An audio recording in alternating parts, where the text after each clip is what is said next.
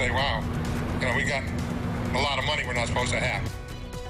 Adding insult to injury as thousands of out-of-work Floridians wait for unemployment benefits. 8 on Your Side is learning that some people have been paid too much.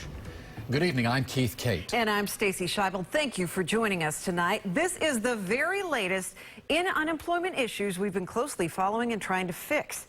8 on Your Side investigative reporter Victoria Price joins us live in Tampa. And boy, this is bound to make some people mad, Victoria. Yeah, Stacey, and you certainly cannot blame them on that. There is a reinstated requirement on the state's unemployment site that is live as of today. That should hopefully prevent this from happening down the road. But now the question is, what happens to the money that's already been paid out, money that could have gone to somebody else?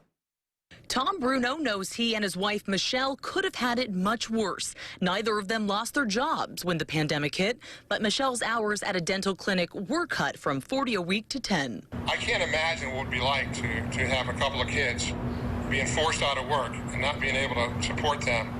Going full-time to part-time can qualify you for unemployment, so Michelle applied.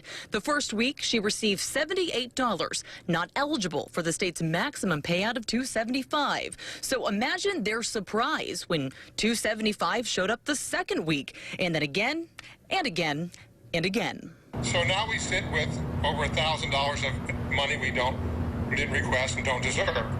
As of Monday, those receiving benefits will now need to log in and claim them every 2 weeks. Previously, that requirement was waived, so the Brunos had no way to make any changes. With Michelle back to work, this should be key in avoiding any more money she's not entitled to. But they can't help but feel for the thousands of unemployed people who still can't even get a check. If they're overpaying a lot of people and underpaying some others, someone needs to bring that to the attention. I thought you guys would be the perfect people to do it.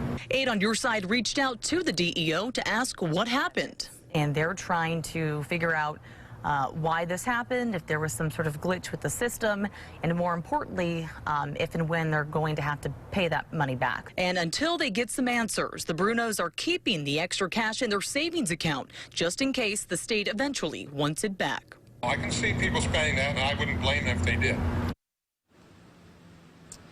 Now, not surprisingly, I am still waiting to hear back from the DEO on this as to what happened and what happens next for the people who are overpaid. Stacey?